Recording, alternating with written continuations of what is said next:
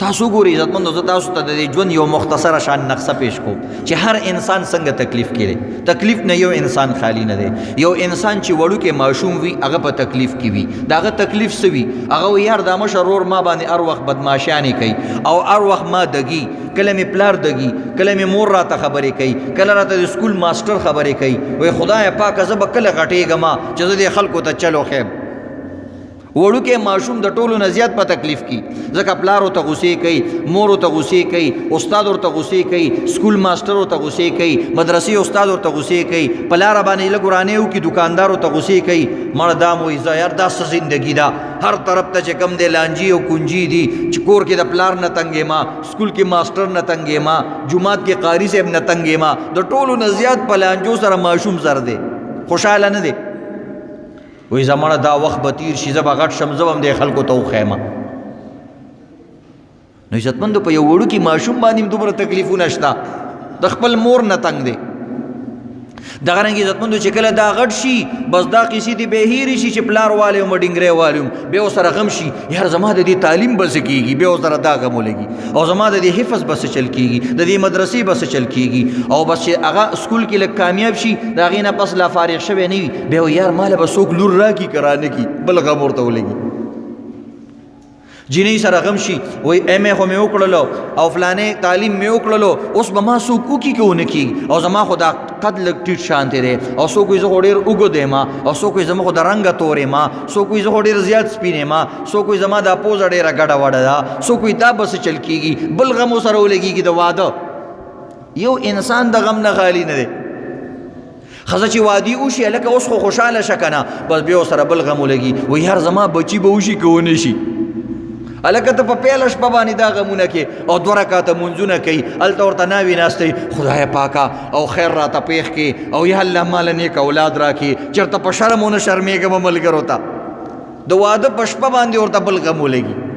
پهله دا غم و چې واده به مې وشي که نه، په سره ډولۍ کې ناوې راله، ناوې هم 2 رکعته مونځ کوي، خدای پاکه چې دا خاوند به مې څنګه او دې سره به زما وخت تیر شي که نه. او زه چې خاوند سره یو څو شپې وکړي خوشحاله روزانه سار کپړې بدلوي، هفته بعد ورسره بل غم پیدا شي، خدای پاکه دا خواښې خو مې ډېره سخته ده، دا به څه کومه. خواښې ده چې د ښځې پته ولګېږي دا جینۍ وی خدای پاکه زما لوریانو خو داسې نه وي، دا څنګه جینۍ زموږ دې کور ته راغلې ده، او دا به زما دا ژوند څنګه تېرېږي، بل غم ولګي.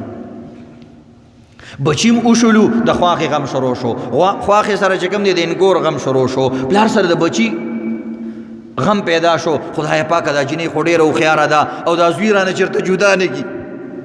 ښځې سره دا هغه پیدا شي د خاوند مې چې روزانه راځي مور سره میلاویږي، پلار سره میلاویږي، او دا خو زما نه شو، دا خو اوس هم د مور او پلار دی، ځان نه کاکې جوړ کړی دی، روزانه کمرو ته ځي، په دې غم کې مبتلا یې خوري سکي. دا زمونږ غمونه دي، دا زمونږ زندګي ده. داسې ده که نه؟ تاسو ټول سوچ وکړئ. ہر انسان پا غم کے دے، دا غم نخلاصے نشتا.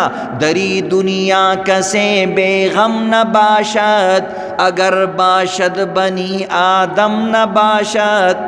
پا دی دنیا کے کسوک بے غم دے وی با، خو بنی آدم بے غم نشتا. دا اللہ یو نظام جوڑ کرے دے، او کدا مشغولہ نوے او ہر سڑے پخپل کار کے لگیا نوے، نو منگ با دیو بلوینیز کلے وے، خو پا کارونو کی مشغول کی.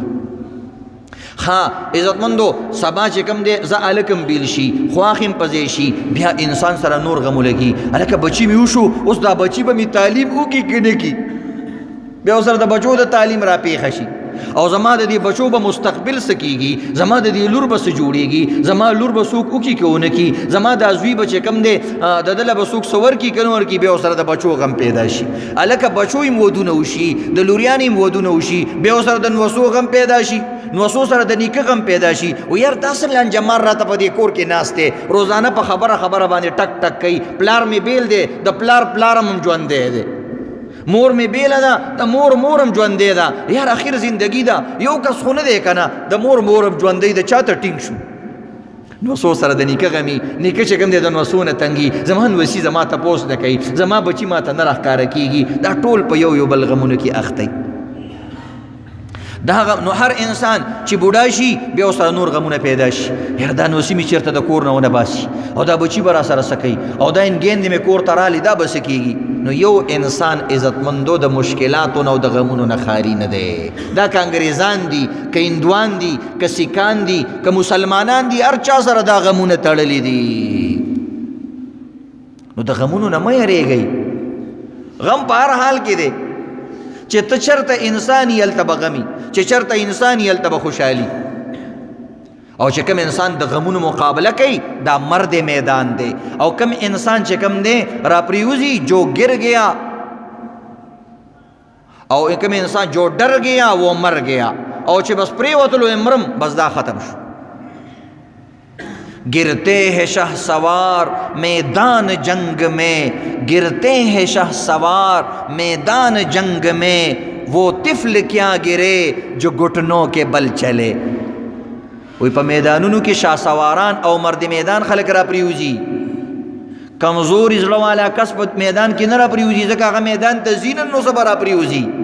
وی هغه ماشوم به څه عزتمندو چل زده کي د ګرځېدلو چې کم همیشه د ګوټنو په خړپوسو باندې ځي، دا عزتمندو کلم چې کم دی په خپلو خپو نشي ګرځېدی. کم ماشوم چې یریږي او نه پاسیږي د دې نه یریږي چې زه پرېوځم، نو هغه ماشوم تک کلم نه زده کوي، ټول عمر شل پاتې شي. او کم ماشوم چې تکړی هغه را پاسیږي، کله سر خوږېږي، کله لاس ماتېږي، کله خپه خوږېږي، هغه یو ورځ چې کم دی په خپلو خپو باندې ودرېږي.